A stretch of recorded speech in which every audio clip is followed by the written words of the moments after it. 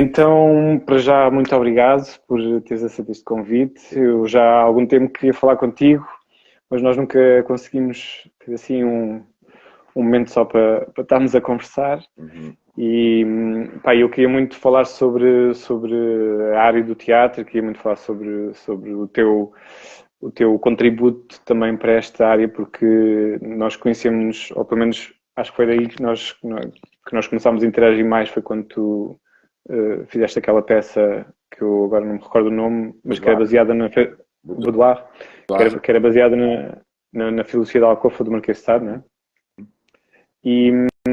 E eu achei super interessante essa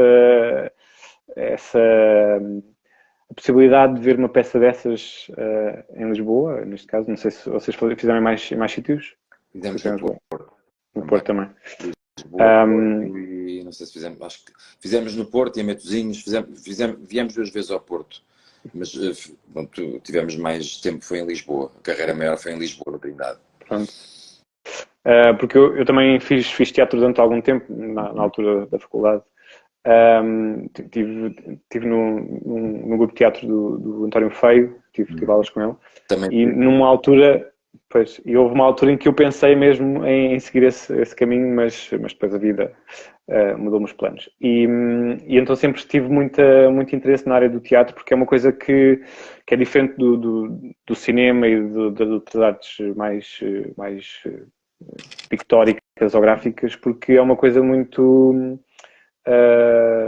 íntima, é uma coisa que acontece à frente das pessoas e, portanto, há uma interação e há uma ligação quase por osmose daquilo que está a acontecer no palco e daquilo que está a acontecer nas pessoas.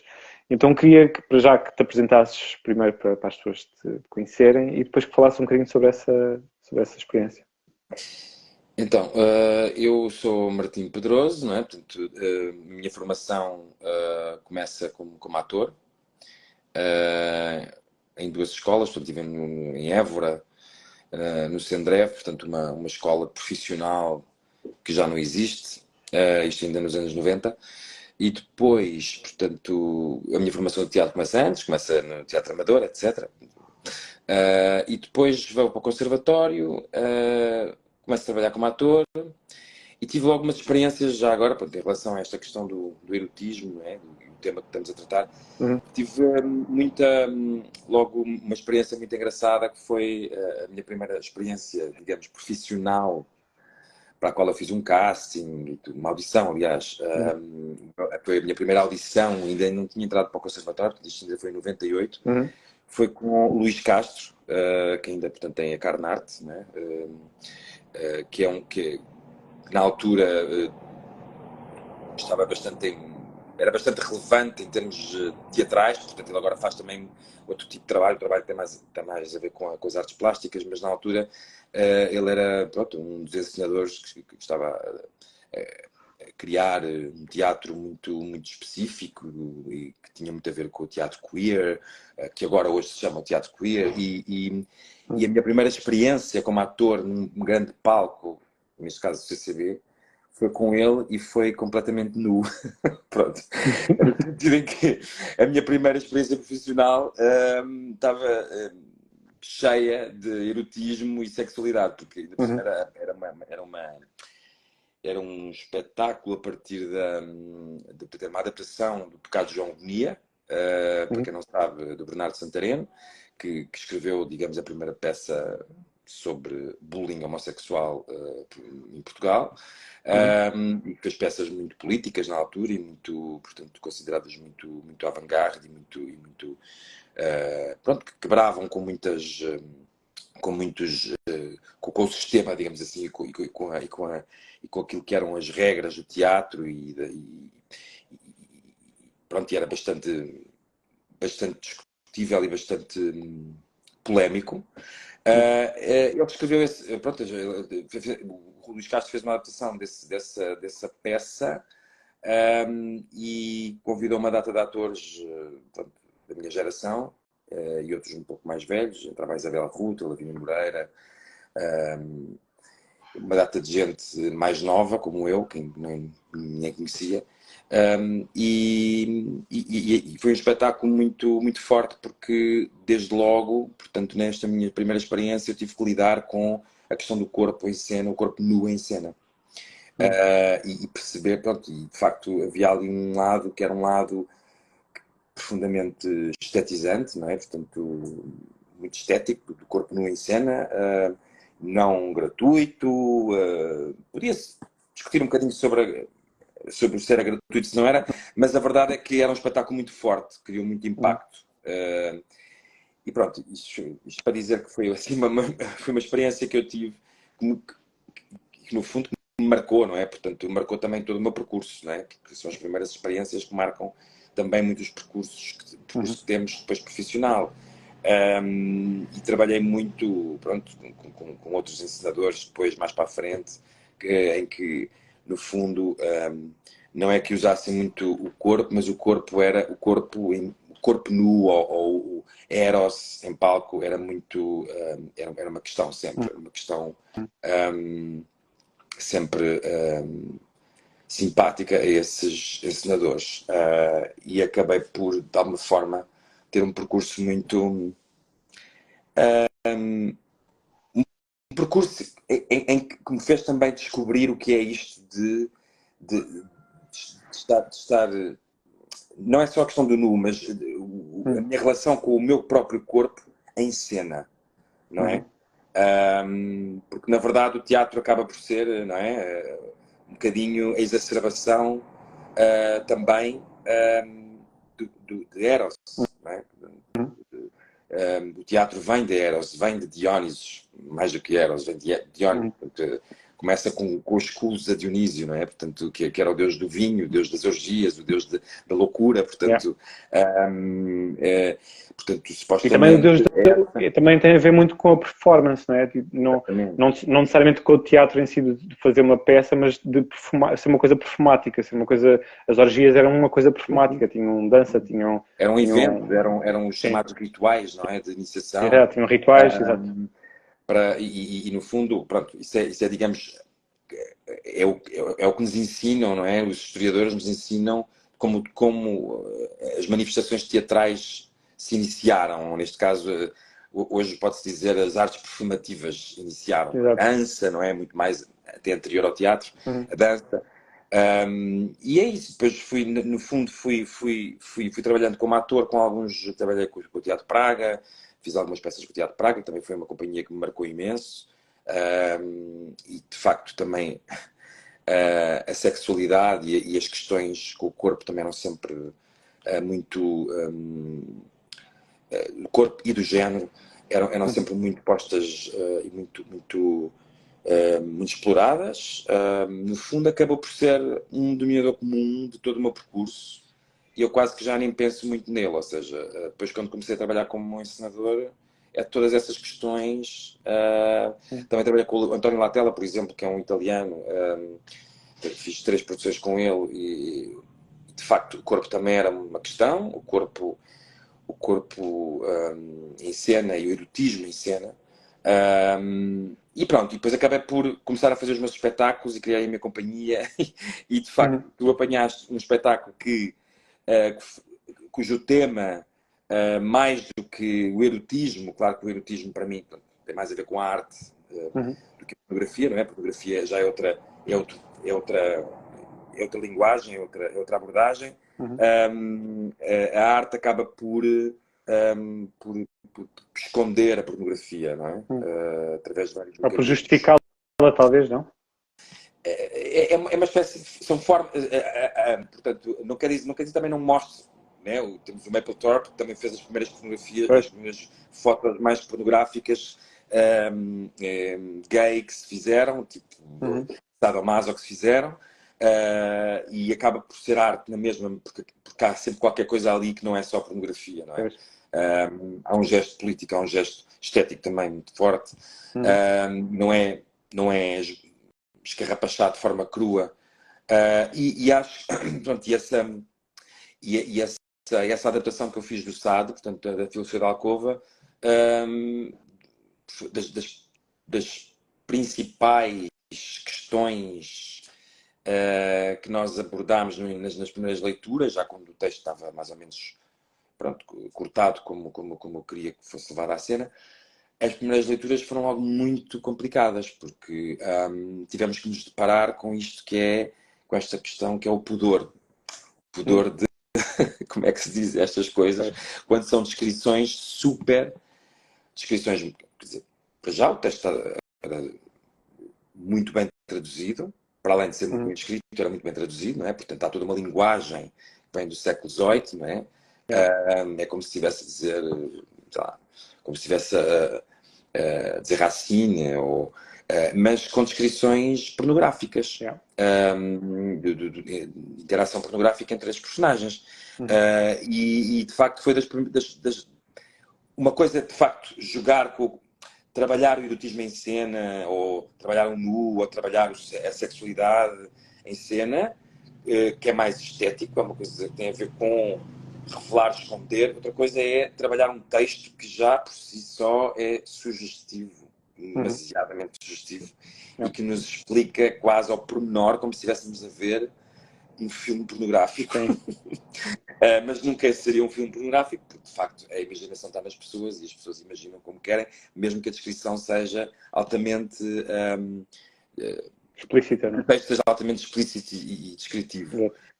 Mas claro, estamos a falar de literatura, porque não estamos a falar de imagem explícita. Portanto, a imagem explícita é literatura narrativa, portanto, personagens. Havia, portanto, essa indecisão entre dizer certas coisas ou não dizer, ou a suavizar. Vamos tentar suavizar esta frase. Portanto, foi essa a primeira batalha. E eu acabei por pensar que não. Se vamos fazer SAD, vamos fazer SAD. Eu não vou fazer nada a partir do SAD. Eu vou usar a linguagem do SAD. Porque a linguagem do SAD é esta. E a piada do SAD é a pornografia ou a sexualidade é tão explícita que pode ser cómica também. Há muita ironia, não é? Naquele texto. E é também, como estavas a dizer há bocadinho, é também um gesto político. O facto de dizer as coisas sem tabus, de ser chocante, de trazer para a literatura essas palavras mais cheias de tabus ou mais difíceis de aceitar. Palavras, depois há todo um culto, não é? Ou seja, a filosofia da alcova, se formos toda uma filosofia, sim.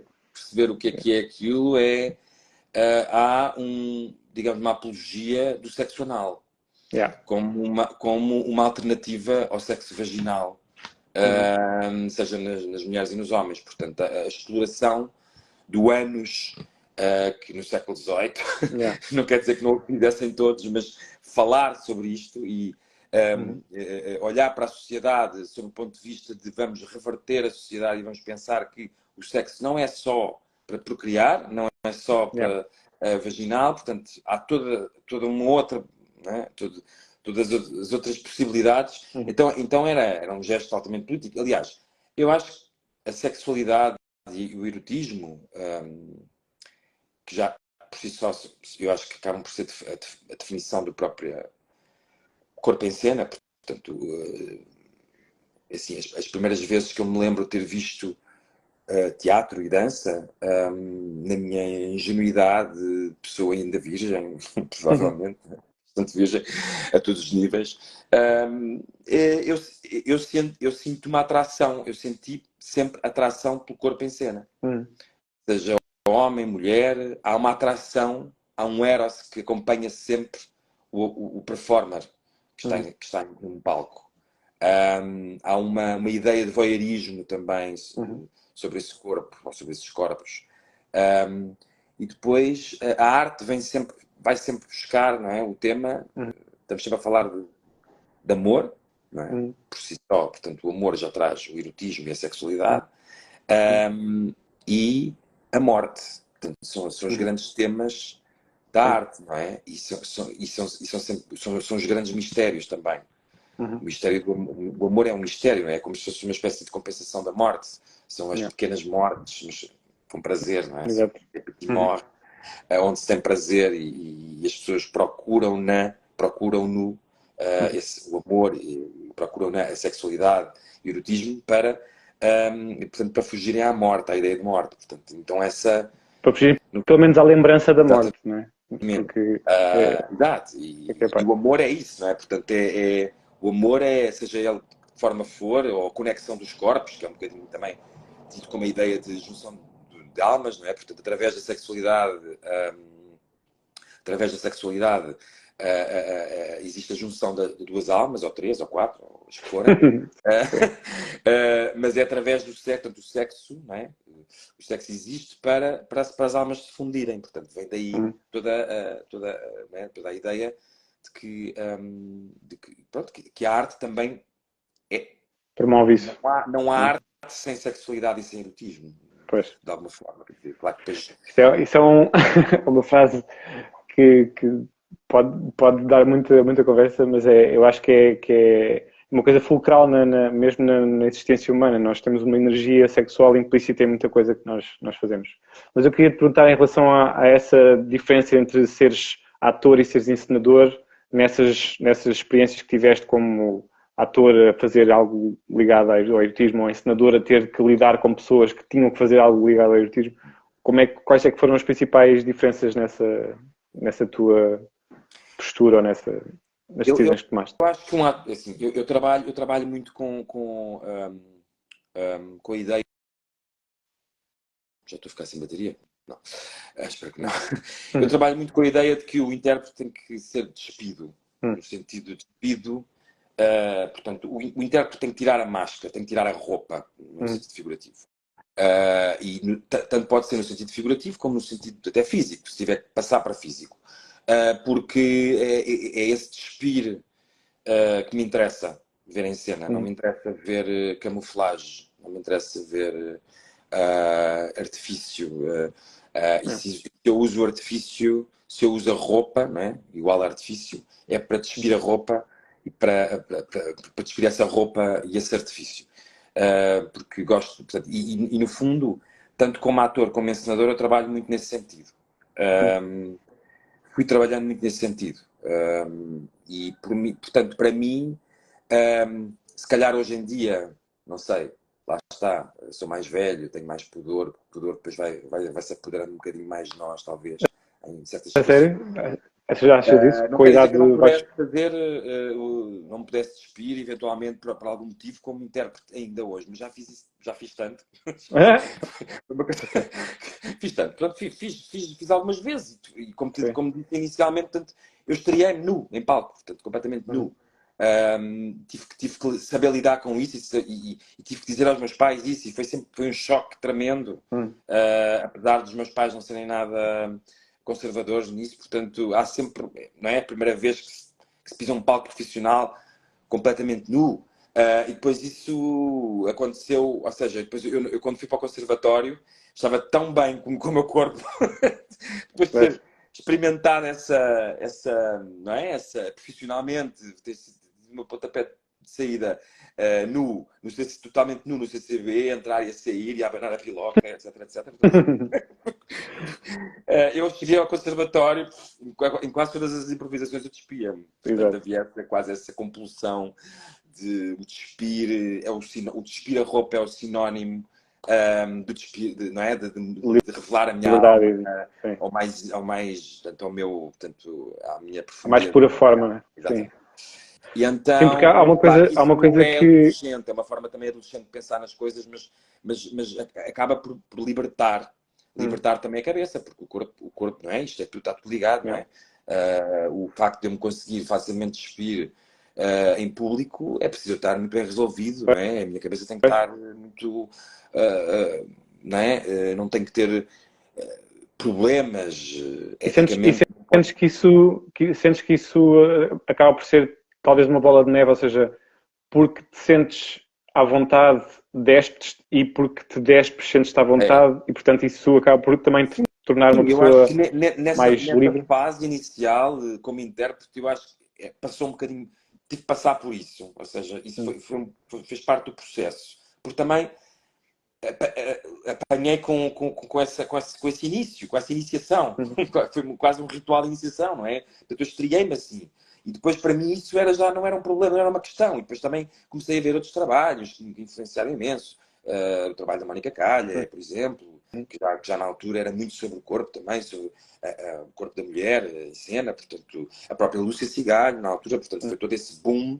Comecei a ver todas as, digamos, a nova geração teatral que estava no auge da sua criação, da sua criatividade, portanto, que estavam a ocupar os armazéns. Foi toda uma fase muito marginal até, institucional, mas marginal, ou seja, havia uma institucionalização mais marginal, mais marginalizante e até interessante no início do século, portanto estamos a falar de 2001, 2002, final de 90, portanto, 99, 2000, 2001, 2002, 2003, até pronto, 5, 6, em que havia um despudor mesmo nas artes performativas e mesmo que fosse uma coisa até às vezes um bocadinho, ok, too much, ou estamos todos um bocadinho a fazer o mesmo. É muito interessante ver essas tendências e, de facto, isso influenciou-me imenso. Tanto depois do trabalho que eu tive como intérprete, mesmo noutros países, na Itália, também era uma coisa.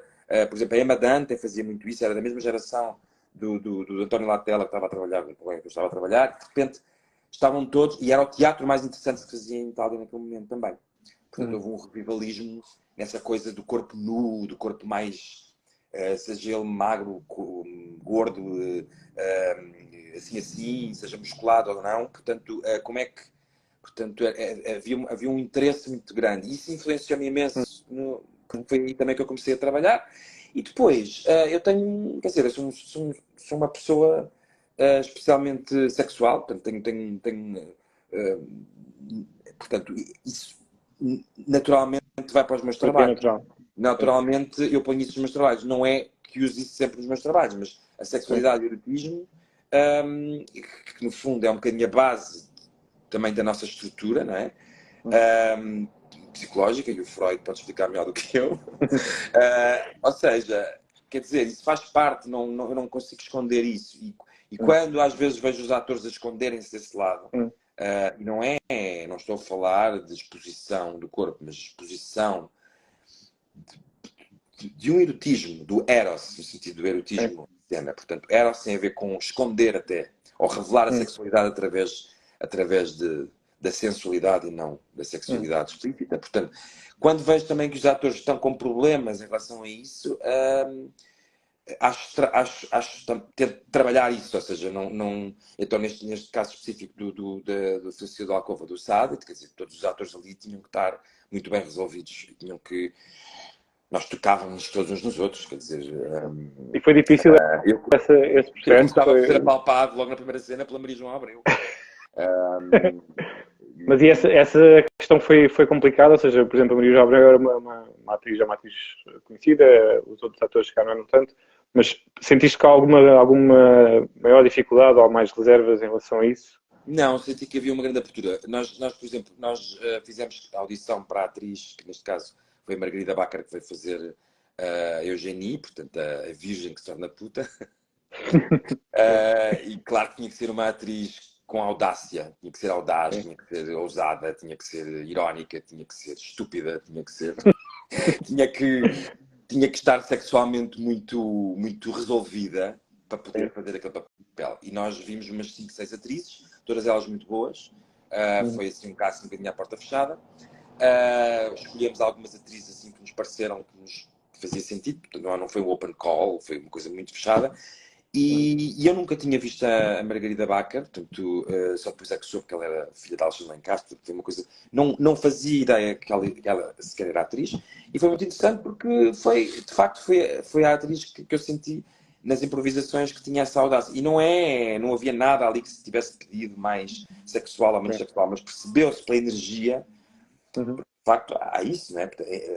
Os intérpretes têm um bocadinho mais... Né? Há intérpretes que têm uma energia sexual muito forte, há intérpretes que escondem mais, mas está lá sempre, não é? Eros está lá sempre. E ela tinha um... E, pronto, no fundo também sabíamos qual era o tema, não é? Portanto, as atrizes preparadas já sabiam o que era, portanto, fizemos leituras sobre, né, daquele texto, portanto... e percebias logo quando é que havia uma... Pronto, quando é que o ator, quando é que a atriz, neste caso a atriz, estava mais à vontade ou não com o texto. E mesmo nas improvisações. E isso depois, em relação ao resto do elenco, quer dizer, não houve nenhum tipo de problema. Houve assim umas discussões iniciais por causa da tal questão de não devíamos dizer o pudor, não é? Este problema que é às vezes o pudor. Tudo bem, ok, é muito bonito esconder é bonito, mas também revelar de certas formas também é bonito. Também pode ser altamente interessante, super interessante em termos também de experiência com o público, porque há público, por exemplo, nós tivemos uma carreira de 7 semanas, sempre cheios, tivemos pessoas muito, muito diferentes. Tivemos pessoas desde, sei lá, casais a chatearem-se, casais que foram ver o espetáculo, que ficaram aziados um com o outro porque o homem ou a mulher se riu de qualquer coisa que foi dito pelo homem ou pela mulher. Então, aquilo era muito explícito. Portanto, eram os homens a pôr em causa a masculinidade deles, com situações mais bissexuais e mais homossexuais. A mulher também, portanto, aquilo mistura, era uma mistura não é? De repente há uma desconstrução incrível que ele faz naquele texto em relação ao homem, à mulher e à sexualidade do homem e da mulher. E de repente ser tão explícito, apesar de todo aquele rococó da linguagem, ser tão explícito, tão cómico também e tão excitante, porque de facto tinha de tudo isso. Posso dizer que este texto, eu li o pai com 17 anos e eu excitava-me a lê-lo, portanto, não era propriamente... Era isso que eu te ia perguntar. Tu seguiste a conversa para a questão do público e era essa uma das questões principais que eu queria falar, porque é a parte que difere de todos os outros meios artísticos, não é? Portanto, tu tens ali uma reação imediata, tens um público ao pé. Eu esta semana fiz um post sobre alguns filmes que refletem o lado erótico do teatro, não há muitos, por acaso, mas um deles é o Por Trás da Porta Verde, que é mesmo um filme pornográfico, onde é o único filme que coloca o público também a interagir, ou pelo menos a reagir àquilo que está a acontecer em palco. E portanto, queria saber também um bocado a tua experiência, o que é que tu tens... muito interessantes, pessoas que muito chocadas, de todas as ou seja, de todas as tipologias. Nós tivemos realmente pessoas muito... públicos muito diferentes. Público mais intelectual, porque o Trindade acaba por juntar um bocadinho portanto, o nosso público, o público mais popular, que seguia um bocadinho também mais a Maria João, um público mais até... Tivemos pessoas mais da teologia, até pessoas da igreja, a ver. Okay. De facto, isto é até estudado, é um texto até estudado pelos teólogos. É muito sim, porque o texto coloca em causa, não. Exato, o texto põe em causa muito a sexualidade no seu todo, sem tabus, sem limites. É muito, exatamente. E acaba o Sade é genial nesse sentido. É esta grande instituição que, no fundo, foi a responsável pela dessexualização e pelo pudor e pela... Não sei se diz dessexualização, mas da sociedade, mas por toda esta criação de tabus e de pudor em relação à sexualidade que, por exemplo, a antiguidade grega não tinha, não é? Supostamente. Portanto, a sexualidade era uma coisa muito mais... Era vista com outros olhos. Portanto, e a Igreja acabou por ser uma das principais, a Igreja Católica, não é? Portanto, e outras religiões, não digo só a Igreja Católica, mas digamos que foi a primeira, portanto, a fazer a sexualidade uma coisa porca, nojenta, que as pessoas não deviam fazer. Sim, a limitar a sexualidade e a pô-la em níveis diferentes, ou seja, há uma sexualidade boa e uma sexualidade má. Exato. Foi nesse sentido que eles fizeram. A sexualidade boa é a sexualidade às escuras para fazer filhos, não é? A sexualidade má é aquela às claras em que posso... Exato. ter visto e tal, e de repente falar sobre o sexo, e de repente, quando ele faz isto no século XVIII, claro que depois ele morre também por causa disso, não é? E morre na prisão. Portanto, há aqui uma é incrível, e de facto, ainda hoje, o que foi incrível essa experiência com o público foi como é que ainda hoje, não é? No século XXI,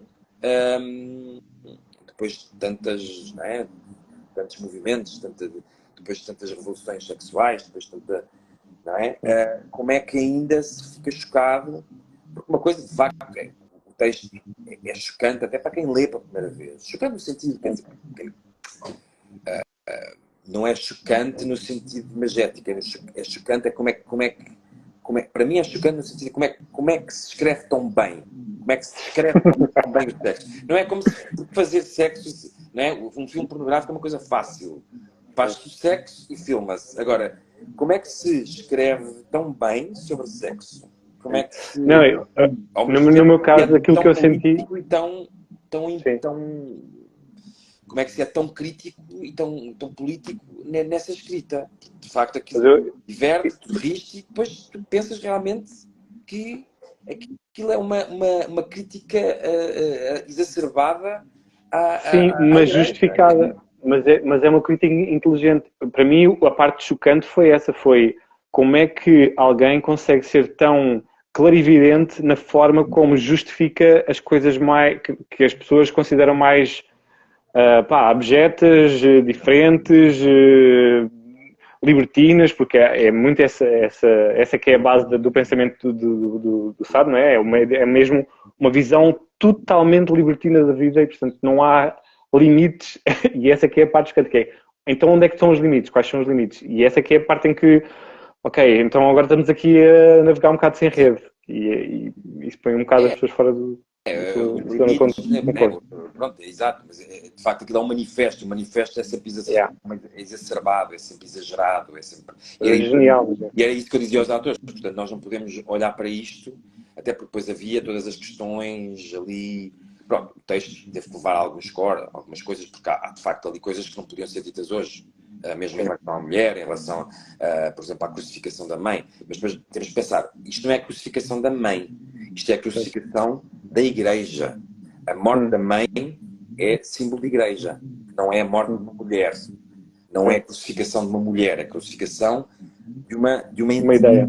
não é? De uma ideia. Por cá, aquilo é só. O texto tem que ser lido, não é? Tem que se explicar isso, tem que se perceber. Por isso é que é muito arriscado fazê-lo, não é? Tanto é muito arriscado. Aquilo foi completamente. Pronto, foi por acaso, correu bem, mas podia ter corrido muito mal. Foi muito interessante porque também, pronto, mas todas essas questões sobre o que é que se mostra, o que não se mostra, como é que se mostra o sexo, todas as descrições, os atos sexuais, como é que se fazem, foi a grande questão ali, foi como é que eu vou fazer o ato sexual, que eles passam o tempo todo, né? Aquilo, né? Ou é a Santange com a Eugénie, ou é o Domancé com o Cavaleiro, ou é o Cavaleiro com a Eugénie. Cada cena é um momento sexual, ou uma descrição, ou um momento. E depois intercalado com frases mais filosóficas e políticas. Da igreja, mas a ação, digamos, do performer ali o tempo todo e do ator é sexo. Eles passam o tempo todo a fazer e falar sobre sexo. E depois disso, depois dessa experiência, tiveste mais alguma que tenha Não, depois sido nós assim nessa onda? fizemos um espetáculo sobre que se chamava Cabarética, que foi logo a seguir, para ter o tema um bocadinho desses 2 anos da companhia. Fizemos um espetáculo sobre a ideia do cabaré, o que é o cabaré. Portanto, foi um texto que foi escrito por João Telmo comigo, que se chamava Bafon, que eram 2 palhaços que falavam sobre o que queriam, não é? Portanto, não havia propriamente muita ideia de... claro que isso existia, mas de uma forma muito subliminar, a ideia de sexo, mas havia a ideia de exposição. É um bocadinho a ideia, esta coisa, o cabaré é um sítio da libertação, é um sítio em que o homem e a mulher se revelam, não é? Que cruzam ideias e olhares e até fluidos, se quiser. Mas ali, portanto, nós acabámos por fazer aquilo era um evento que tinha um espetáculo do João, de uma encenação do João, o texto do João, que se chamava Kiki, que era sobre a Kiki de Montparnasse, que foi a primeira modelo nua dos anos 30, fotografada por Man Ray. E depois tínhamos o Bafon, exato, que era este novo texto, e depois tínhamos uma espécie tínhamos a bailarina Marlene Ortiz, que fazia um momento de striptease burlesco no final. Portanto, era uma espécie era um espetáculo que no fundo tinha essas três partes. Tínhamos uma entrevista também, acabávamos por desarmar um bocadinho. Tínhamos convidados todas as noites, convidados de teatro, de dança, de política, tínhamos assim, para televisão. E então acabávamos por, eles não sabiam muito bem o que é que iam lá fazer, e acabávamos por despô-lo um bocadinho, no sentido. Pronto, e o tema era essa ideia de libertação, não é? Secreta, não é? Vamos nos libertar, vamos falar de histórias secretas, histórias que não se conhecem, histórias que são histórias sobre teatro, histórias sobre esta modelo dos anos 30, sobre os próprios convidados, portanto, tinha e acabava com um momento de burlesco da Marlene Ortiz. E depois, o que é que eu fiz a seguir? Tinha a ver também mais com este tema. No fundo, este tema é o que eu disse há pouco, é um tema que é um bocadinho transversal ao meu trabalho, não é? Acho que a sexualidade é base de tudo. Não há sexo, nós não estávamos aqui. Portanto, a sexualidade é a base de tudo, e a sexualidade é a base também de todos os dramas e todas as fatalidades, seja da dramaturgia. É uma energia muito forte. Do teatro in your face, de toda a dramaturgia, quase toda. Portanto, a sexualidade, erotismo, amor, que está tudo ligado, não é? Portanto, no fundo, é a base de tudo isto, não é? Portanto, e como é que vês as performances agora, ou esse tema a ser tratado agora no teatro, tu, como público? Eu acho que acho que a nova geração é uma geração muito, muito potente, que eu tenho visto. Pessoas que estão muito bem resolvidas nesse campo, não sei. Eu acho que há mais pudor nos públicos do que nos artistas. Se calhar há uma... Não sei, eu não sou entendido, não consigo dizer... Claro que há muita coisa neste momento, eu não vejo tudo também. Tenho que ter a minha própria seleção de coisas que vejo.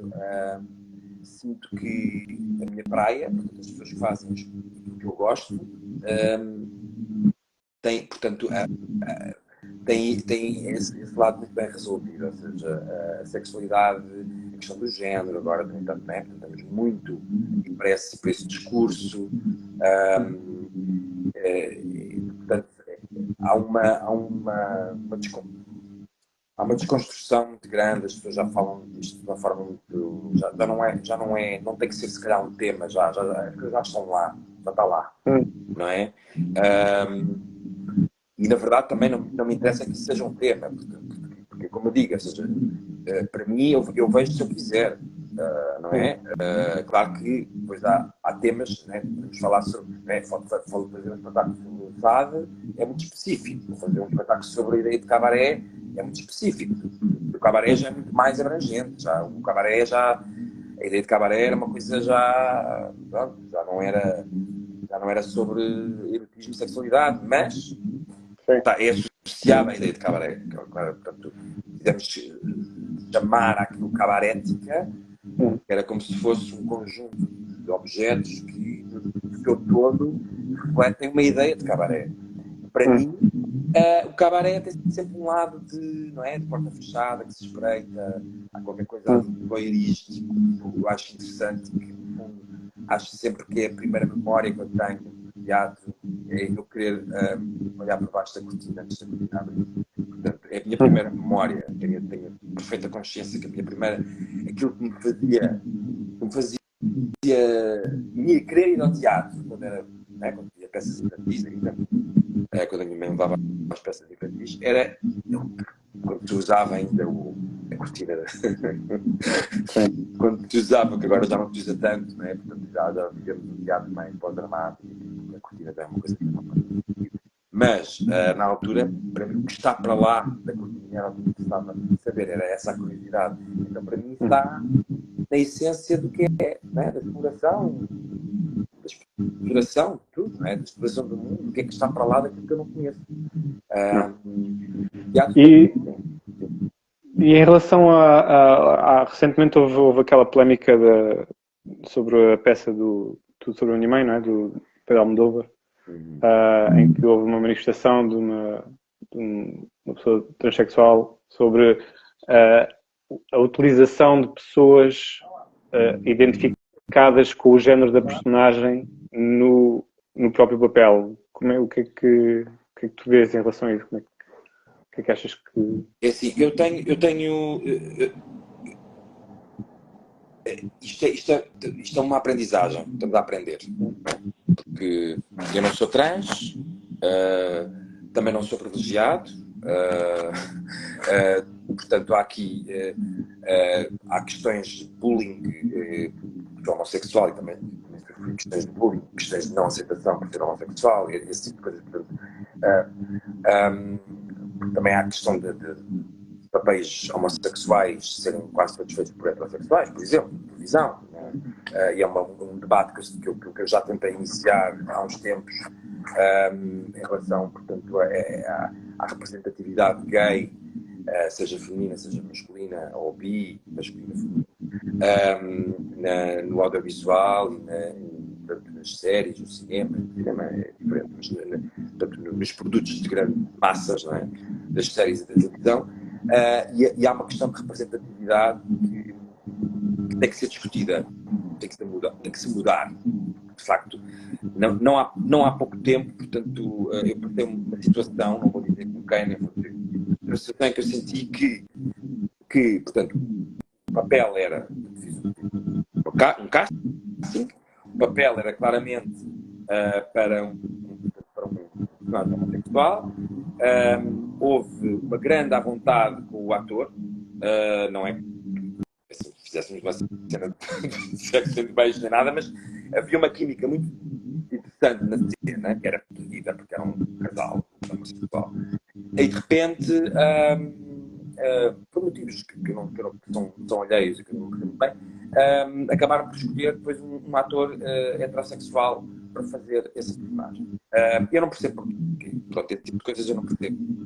E isso é uma questão que se põe, que se deve pôr. Não é? Eu não acho também, por sua vez, não acho que todos os heterossexuais têm que ser heterossexuais, todos os gays têm que ser gays, ou todas as trans têm que fazer trans.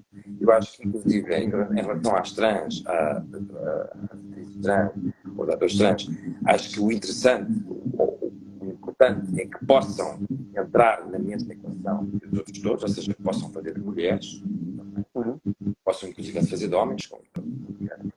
Agora, a questão da representatividade trans nos palcos é outra questão. Isso aí, eu sinto que foi uma chamada de atenção, independentemente da forma como foi feita, eu não me vou pronunciar. É uma luta que se está a fazer, é um abrir de olhos, é uma forma de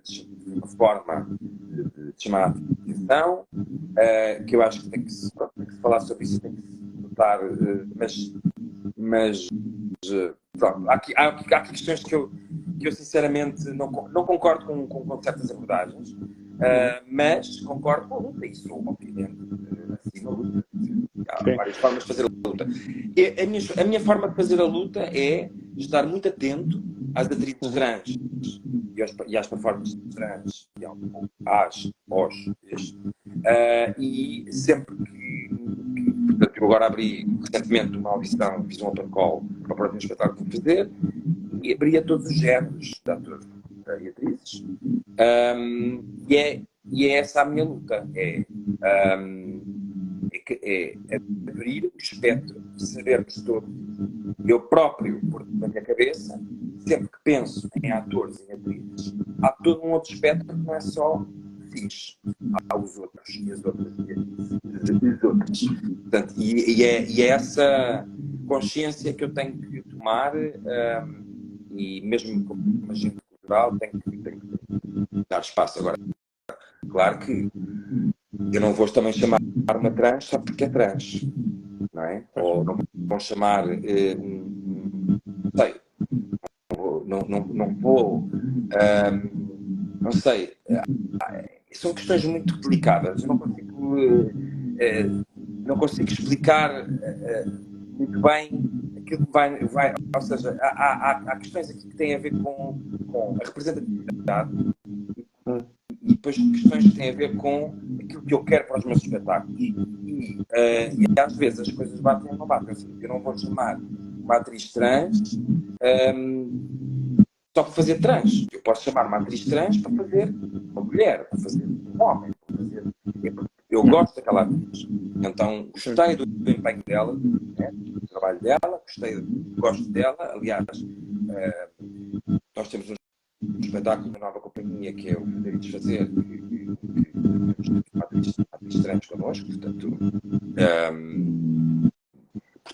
também tem, lá está, o espetáculo fala, portanto, é dar, portanto, a voz, é um espetáculo documental. Os atores falam das suas próprias experiências, atores e atrizes falam das suas próprias experiências. E nós queríamos uma atriz trans para... Né? Eu passei a conhecer aquela atriz, de repente, eu sou fã daquela atriz e eu quero trabalhar com ela. Para mim, é assim, é como eu faço com os outros atores, como eu faço com... Agora, a ideia de chamar a atenção para uma opinião pública, que temos de pensar numa representatividade dos palcos, portanto, dar mais lugar, dar mais espaço, abrir, é óbvio que sim, está todos nessa luta. E com empatia uns com os outros. Eu só acho que tem que haver empatia. Portanto, não é tentar lutar por um lugar contra os outros. Os outros não têm culpa. Sim, porque há um... Sofreram, portanto, vamos todos ser empáticos uns com os outros, porque somos todos artistas. Temos todas dificuldades, nenhum de nós é privilegiado, pois há uns mais do que outros, mas isso sempre foi assim. Há pessoas mais privilegiadas do que eu e há pessoas menos privilegiadas do que eu. E vamos ser todos empáticos uns com os outros. E é essa a minha visão desse episódio. Não tenho nada contra manifestações, não tenho nada contra até ocuparem o espaço do teatro para se falar sobre isso, mas sou contra interromper espetáculos e apontar o dedo aos atores que estão em palco. Sim, porque há uma coisa que eu sempre percebi como super importante para os atores. Eu, como disse há bocadinho, eu estive um bocadinho envolvido nessa área, mas não investi completamente, portanto não desenvolvi tanto essa característica, mas conheço muitos atores e, portanto, muitas vezes falo sobre isso, sobre o processo deles desenvolverem os personagens e quais é que são os seus maiores objetivos, o que é que os move, o que é que os faz ficarem obcecados com qualquer coisa. E a maior parte das vezes aquilo que se fala é sobre descobrir a verdade. É sobre a verdade de ser ator. E a dualidade dessa verdade tem a ver com quando se é ator, procura-se a verdade da personagem através do nosso corpo, através do nosso pensamento, mas é a verdade da personagem. O que é que faz desta personagem qualquer coisa verdadeira? E isso é que nós estamos a criar quando estamos eu vejo a construção de essa personagem de nós, já não há nada para procurar, porque já é a nossa verdade. E então esse trabalho de ator fica um bocado pendurado aí. Há muitas formas de trabalhar, não é? Acho que não há. Por isso é que eu também acho que quando nos dizem que agora é assim, as regras são estas, eu também duvido logo. Duvido, porque não se pode trabalhar com essas regras. Um ator, eu se quiser fazer de mulher, eu faço de mulher, se quiser fazer de homem, eu faço de homem. Quem é que me diz, quem é que te diz a ti que eu considero-me cis, digamos assim. Acho que me considero cis. Mas, assim, eu não tenho, não há ninguém que possa dizer como é que eu devo fazer uma teatro, como é que eu devo fazer os meus espetáculos, ou como é que eu devo construir os meus personagens, ou se eu devo fazer ou se não devo fazer. Isso é uma questão. E é uma questão que se deve discutir, claro que sim. Acho que não, ou seja, uma coisa é representativa, uma coisa é dar voz a uma atriz trans a falar, né, num espectro de teatro documental. Eu não vou dar, quer dizer, a história de uma trans a uma pessoa que não é trans, não faz sentido, porque é um teatro que fala na primeira pessoa, estão a falar deles próprios, mesmo que seja uma teatral, eles projetariam. Agora, há outros tipos de projetos, não é? Portanto, como também não acho que um personagem cego deverá ser feito por um cego. Como não acho que um personagem como é, um Ricardo III deficiente não tem que ser uma pessoa com problemas de mobilidade física. Portanto, acho que isso é muito discutível. Estamos a entrar estou em todo um tópico que eu acho muito importante. Eu não tenho, como é que eu disse? Eu não tenho razão, não tenho verdades absolutas. Não há. Pois é isso. Tenho a minha verdade e a minha verdade é: não me podem dizer o que é que eu devo fazer ou não devo fazer. Se eu decidir que quero fazer, se o meu discurso, porque também temos que conhecer os espetáculos, temos que conhecer o que é que está por trás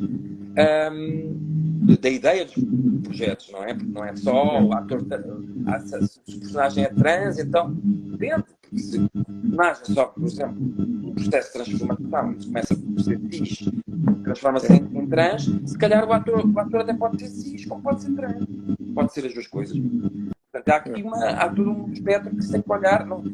Esta ideia de polarizar as opiniões, ou é uma coisa ou é outra, ou é branco ou é preto, nós estamos aqui nesse lugar hoje em dia.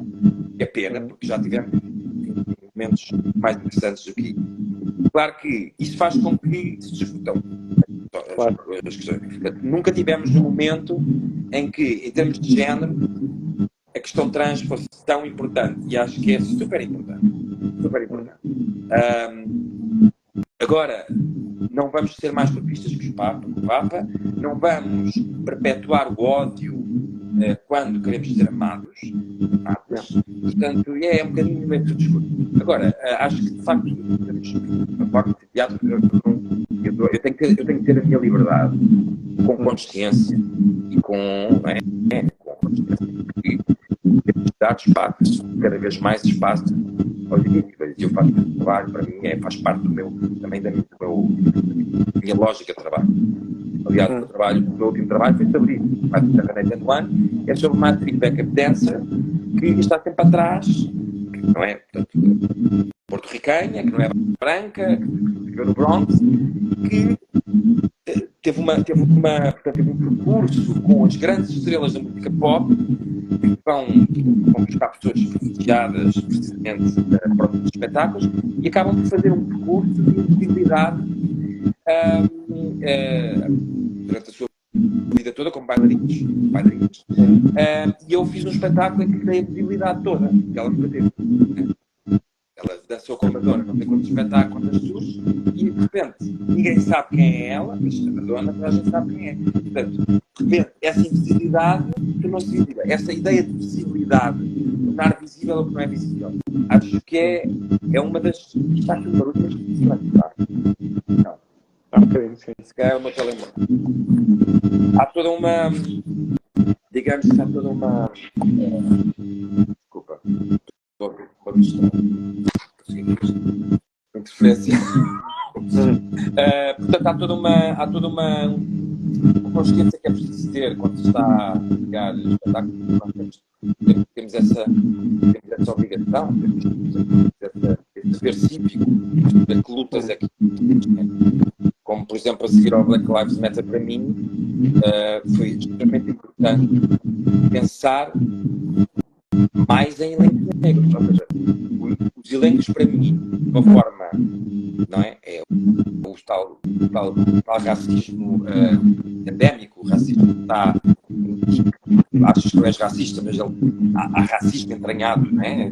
É uma coisa que nós não queremos pensar que temos, mas é o racismo institucional. Depende, porque é que não se pensa tanto em atores negros como se pensa em atores brancos? Porque só se pensa em atores brancos, em atores elencos. E a partir do momento em que houve a grande, não é? Durante a pandemia houve uma grande luta pela Black Lives Matter, essa consciência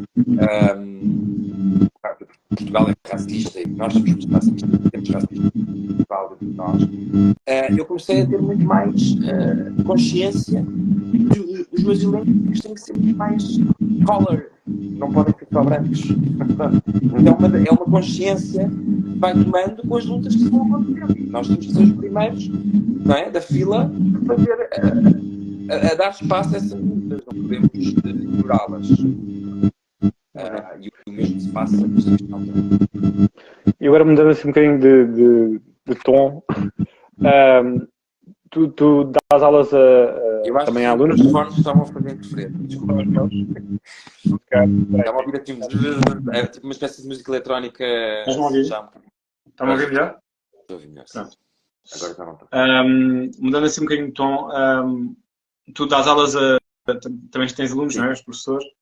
Eu não sei se isto acontece tanto em adolescentes ou em jovens, mas tu sentes que a parte do teatro ou a parte teatral também pode ajudar a criar uma ideia de poder usar um roleplay durante a intimidade, na intimidade, ou seja, que a questão do ser capaz de personalizar, de personificar uma outra entidade ou um outro espírito mais, sei lá, mais livre, mais liberal, mais dominador, mais submisso. Ou seja, poder entrar nesses jogos de personagem. Achas que a parte teatral também... O teatro é isso, não é? O teatro é dar e receber, não é? Vamos ser assim mais explícitos. Exato. O teatro é dar e receber. Se não dás, não recebes e vice-versa. Portanto, é mesmo... é feito nessa base. E de facto isso está lá. Portanto, o jogo para existir tem que haver momentos em que eu cedo e momentos em que eu lanço. Me ponho à frente do jogo. Né? E isso para mim é assim, uma das principais aprendizados do teatro. E eu digo sempre aos meus alunos que é, não dá... Portanto, para ser ator tem que saber ouvir. Porque eu só consigo reagir se ouvir. Eu só consigo empatizar ou antipatizar ou ter não é? Um pensamento sobre aquilo que me está a ser dito se eu ouvir. Portanto, eu só posso reagir, seja de que forma for, ou no sentido dominante ou no sentido dominado, se eu estiver não é? Atento. Atento e se tiver os poros todos... se for um ser sensível ao ponto de agora vou fazer assim, agora vou fazer assim. Claro que depois há tendências. Por exemplo, eu lembro-me perfeitamente quando comecei nisto, eu tinha muita tendência para querer dominar as improvisações, era eu que dominava, tinha esse lado muito de liderança das coisas e era muito... pronto. E depois fui ganhando um bocadinho essa experiência e uma das principais aprendizagens, eu acho que quem tem aulas comigo é aprender a ouvir, para se conseguir, não é? É ser sensível ao ponto de ouvir e de ouvir tudo, não é só ouvir as palavras, é ouvir, perceber. Por exemplo, um dos exercícios que eu faço com os meus alunos às vezes, olhem-se mesmo, não se olhem, não olhem com poker face, não olhem uns para os outros como se eles não estivessem lá. Olhem-se mesmo.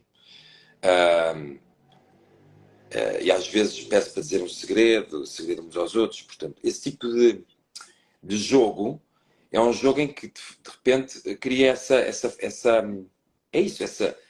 escuta. Sem escuta não há teatro, não é? Mesmo em relação... um performer, um intérprete, um ator, um bailarino, são comunicadores, não é? Comunicadores. E para comunicarem tem que... Não é? Eu para estar aqui, para comunicar o que quer que seja contigo, eu tenho que lá que nós estamos ao vivo e estás aí num quadradinho pequenino, portanto há toda uma parte que me falta, não é? Sim, mas há uma disponibilidade, não é? Ter a disponibilidade para ouvir e para sentir. A energia é muito importante nisto, não é? Para as artes performativas, a energia é importantíssima, tanto que tu disseste no início, a experiência do teatro ao vivo, da performance ao vivo é muito importante, porque de facto é muito diferente do cinema, é muito diferente da televisão, muito diferente. Há coisas que se sentem e num olhar ao Yeah. vivo que não se sentem num olhar para a câmara. Sim, e na respiração e nessa energia que estavas a dizer, porque por exemplo, é uma das coisas que eu falo com alguns clientes meus, em que há uma procura de, ok, eu não sou assim, mas quero experimentar ser assim, ou seja, imagina, não sou uma pessoa muito dominadora, ou não sei muito bem o que é de fazer na cama, não sei muito bem como é que é de lidar com a minha pessoa, e então como é que eu posso tornar-me essa personagem? Como é que eu posso como é que podemos fazer esse roleplay? E eu digo muito isso que estás a dizer, que é ouvir, estar atento, estar disponível, sobretudo aceitar muito o feedback do outro, porque é aquilo que estavas a dizer, porque é o dar e receber, não é só o que é que tu dás, o que é que tu trazes, é mais o que é que também recebes, que estás disponível para também É ouvir do outro. importante ter a consciência, porque de facto há isso, não é? E somos feitos disso, a consciência de qual é a tua tendência. E então, se Sim. queremos, por exemplo, eu acho que se queremos ser bons atores, se queremos ser atores plenos, e não é? Porque uma das principais, sei lá, razões de ser ator e de se fazer espetáculos ou de ser artista é a exploração, não é? Explorar campos que nunca foram explorados. Isso é super importante, sim. Isso é das coisas que mais me interessa como encenador e como ator. Não é? E isso só acontece se houver a disponibilidade para sair da minha zona de conforto, não é? Aquilo que se chama a zona de conforto, ok? Se eu tenho a tendência para ser... Que mosquito. O mosquito interage é flertar. Se eu tenho a tendência para ser mais dominador, então vamos lá agora trabalhar o oposto, ou trabalhar no caminho do oposto. E isso é muito importante no teatro, é muito importante na arte teatral, sim, claramente. Isso é das coisas mais importantes. Porque só Explorar, a mesma coisa, estamos a sempre a mesma coisa, e depois não é isso, depois isso também acaba por ser um ator egoísta, um ator que faz isso, portanto, é um ator que está sempre a lançar, nunca recebe nada, nunca. Então é cansativo trabalhar com atores assim, por exemplo. Sim, é bem engraçado porque tu dizes isso, é cansativo trabalhar com atores assim, e eu ouço muito essa frase quando se fala de relações, ou seja, é muito difícil relacionar com alguém É assim. sempre a mesma coisa, claro. Claro, e há um mundo, não é? A nível sexual é um mundo de coisas a explorar e que às vezes as pessoas habituam-se a uma coisa e pronto, querem, e estão na sua zona de conforto e não querem sair da zona de conforto. Isso, pronto, e se calhar no mundo heterossexual é uma coisa muito mais evidente do que, por exemplo, no homossexual, no gay, portanto, porque de facto há já muito uma partida muito mais de exploração e de contrariar aquilo que já é normativo, portanto, logo aí, portanto, já há um bocadinho essa predisposição para o novo, para aquilo que não se conhece, para aquilo que supostamente, não é? Portanto, se tivermos todos um bocadinho essa consciência que podemos desconstruir todas essas, não é? Aquilo que já Sade fez no século XVIII, desconstrução desta masculinidade tóxica, desconstrução mesmo da feminilidade tóxica, tudo. Mas é muito engraçado estar a dizer isso porque... igual a criatividade. Criatividade é pôr em prática tudo isso que já está instituído e normativo, não é?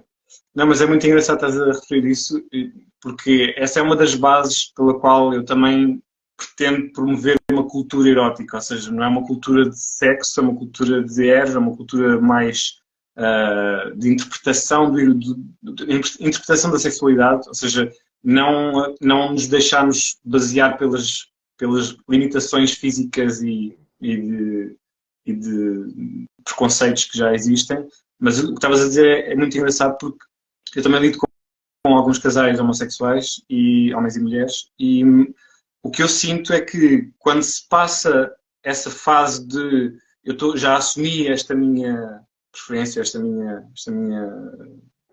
abertura a este universo, que eu já estou a ultrapassar tabus sociais para estar aqui, eles perdem um bocado daquilo que eu sinto nos casais heterossexuais, que há muito receio. Nos casais heterossexuais há muito receio. Não se sabe o que é o outro universo. Não se sabe se deve ser assim, se deve ser assado, se deve ser mais, investir mais, se deve investir menos. E nos casais homossexuais há muito menos receio, há muito mais paridade de ideias ou paridade de emoções que já se aceitam mais mutuamente. E além disso que estavas a dizer, ok, há umas coisas tóxicas que nos limitam e nem só os limitam, às vezes impelem-nos a fazer coisas que nós não queremos fazer, mas porque achamos que é o nosso papel, fazemos. E às vezes dá errado. Mas por isso mesmo é que existe muito esse receio, muito esse medo de como é que eu devo fazer para encaixar no universo de alguém que eu não conheço mesmo esse universo. Sim. E acho muito interessante estás a dizer isso, porque é mesmo verdade, sim. No fundo é um bocadinho voltar àquele tema da conversa, que é a exploração do próprio corpo, é não ter medo de explorar o corpo, não é? O corpo é nosso. Vamos viver nele uma vida. Sim. Quer dizer, se nós nos limitamos a explorar o nosso próprio corpo por razões que têm a ver com a igreja, com tabus que já estão institucionais e que já estão mais do que... quer dizer, se nós nos limitamos a explorar o nosso próprio corpo, como é que nós podemos de alguma vez nos conhecer, não é? De uma forma plena, não é? E acho que conhecermos tem a ver com isso, tem a ver com também o meu corpo, e depois há a questão da idade, o meu corpo aos 20 não é a mesma coisa que o meu corpo aos 30, pois, exato. 40. Os prazeres também podem oscilar mais para umas coisas, mais para outras. A exploração é eterna, não é? É eterna. Sim, por isso é que eu falo muito também em explorar com curiosidade, ou seja, em vez de tentar explorar com certezas e com esses preconceitos, que são os preconceitos que a gente cria ideias. Explorar com escuta, é para aqui, vamos fazer. Com escuta, não é? Exato. Explorar com escuta. Com escuta ativa, exato. Sim, mas essa curiosidade tem um bocado a ver com isso que estavas a dizer, porque nós, nas relações heterossexuais, temos uma ideia de um corpo, que é o nosso, mas depois vamos explorar um corpo que não tem nada a ver com o nosso e, portanto, nós não sabemos quais são as suas vicissitudes. E essa curiosidade é super importante, porque também tem a ver com a criatividade, tem a ver com a abertura, tem a ver com essa disponibilidade que estavas a dizer há bocadinho, não só para ouvir as palavras, mas para ouvir o corpo, para ouvir a energia, para ouvir a presença, não é? Há muita coisa que se pode ouvir.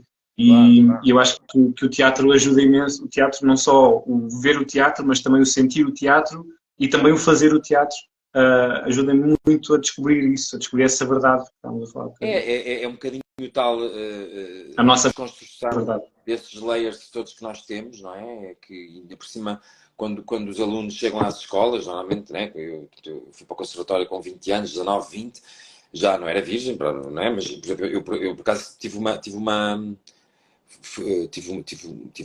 percurso sexual bastante tardio, ou seja, comecei muito tarde. Comecei aos 17, que é tarde na minha... Era à meia-noite, foi tarde. Aos 17, com mulheres, namoradas, tive todo um início que me envolvia mesmo emocionalmente, apaixonava-me, não era uma coisa de sou gay e vou recusar essa ideia de... Não. Sempre soube que tinha uma tendência, portanto, sempre me atraí por homens. Eu vi o Patrick Swayze a fazer o Dirty Dancing, que estava apaixonado por ele. Oi? Não. Calma. Acho que isto ainda vai dar. O Martim ficou sem rede, então ficou sem bateria. É possível que tenha ficado sem bateria. Deixa eu ver se conseguimos recuperar.